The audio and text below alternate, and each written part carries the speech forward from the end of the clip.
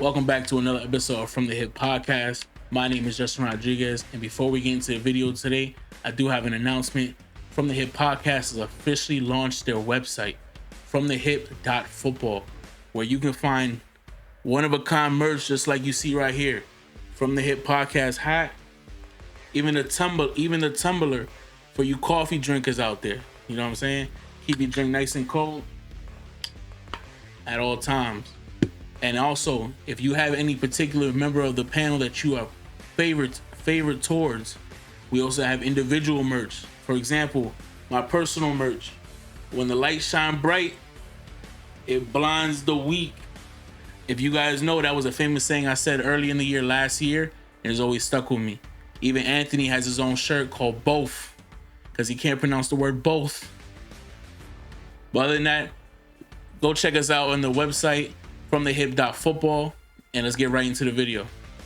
Now today, we're going to discuss the mid-season awards.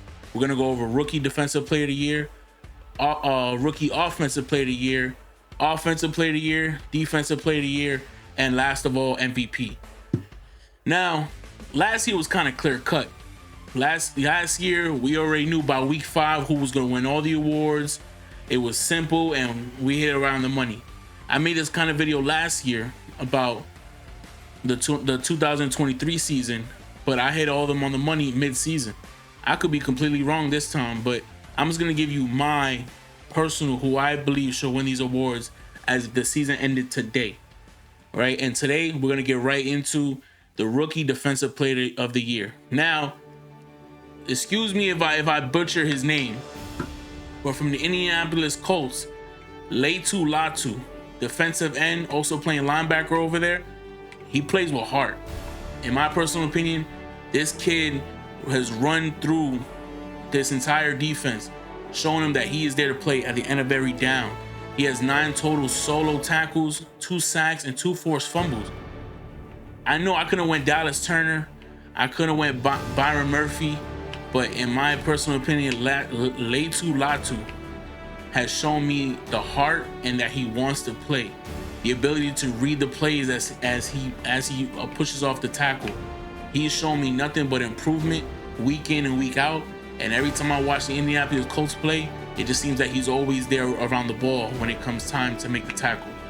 So in my personal opinion, I gotta give it to Laiatu Latu. Now, Offensive Rookie of the Year. I think this one's pretty obvious. Is Jayden Daniels over there at the Washington Commanders. This is a generational talent. I know everybody talks about how good Caleb Williams was, how good CJ Stroud was last year. In my personal opinion, Jayden Daniels is tremendous and is clear as both for those athletes. He's took one of the worst teams in the NFL last year and made them number 1 in the division and number 2 in the NFC. Throughout 9 weeks, he has almost over 1,900 yards, 9 TDs, and has racked up about 4 TDs on the ground. Jayden Daniels coming off of probably the play of the year with the Hail Mary in the end of week 8 to beat the Chicago Bears. This kid is improving week in and week out. And there should be no question that he is going to be the Offensive Rookie of the Year by the end of the year if he continues on the pace that he's going. Now, we're going to move on to the Defensive Player of the Year. Now, this one is pretty obvious. I could have made it a little more challenging, but it got to be TJ Watt. I mean, he is in the question. He is in the conversation every year. And it's because he's the best defensive player in the NFL. And there's honestly no question there. He is tied for 9th with 6.5 sacks, but he does lead the league in 4 forced fumbles. This guy, when he hits you, it's like a truck hits you. He's able to read plays. He's so fast off the ball.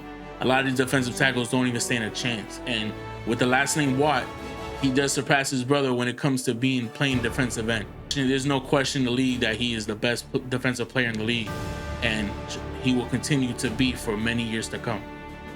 Now, moving on to Offensive Player of the Year, I have to give it to King Henry. King Henry has been a complete tear throughout the first half of the season, racking up slightly over 1,000 yards, 11 TDs on the ground, and he is averaging 6.3 a carry. God, that man, 2 carries, he got a first down. Can anybody stop him? He's like a truck when he's running. I don't know what they serving in the water over there in Baltimore, but it looks like he drank a bottle of the Fountain of Youth.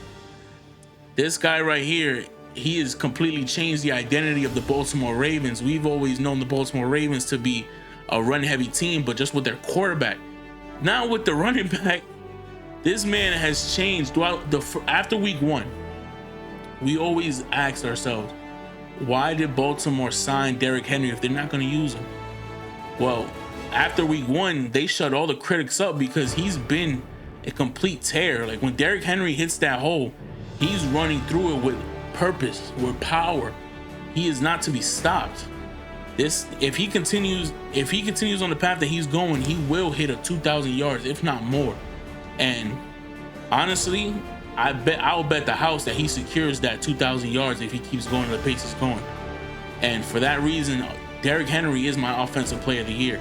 A lot of people have him in the MVP candidate, but not really me. I look at him as just a running back who is benefiting off of the threat that the quarterback that he plays for presents. So I have him as the offensive player of the year solely because of his yardage and the amount of yardage he's averaging per carry.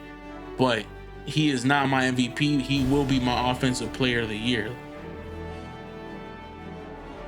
Now, moving on to the MVP. The MVP, I couldn't decide, and I'm gonna tell you why. I've given myself 3 options.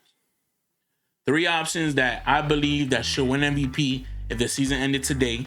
And honestly, I'm gonna leave the choice up to you guys. I'm not gonna choose, but let me know in the comments who you feel like should win MVP. Now, my first choice obviously is gonna be Lamar Jackson, the reigning MVP of last year. He is still playing at the high level of a QB, not just that run threat quarterback that we were used to seeing. This is now going into the 2nd year in a row where he has made the right decisions at quarterback, been able to stay in the pocket. The pocket collapses, he makes a move and still decides to throw the ball instead of taking off. After an 0-2 start, he is now 6-3. He decided to put the team on his back and lead them to the promised land. This team is truly a contender.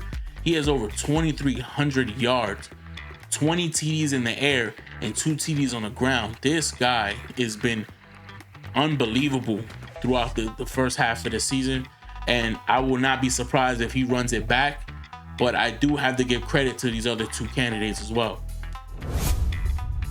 Now, my second candidate will be Jared Goff. Arguably is the quarterback of the best team in the NFL, and it's hard to not put him into this conversation. I understand they got a dominant run game, but so does the Baltimore Ravens.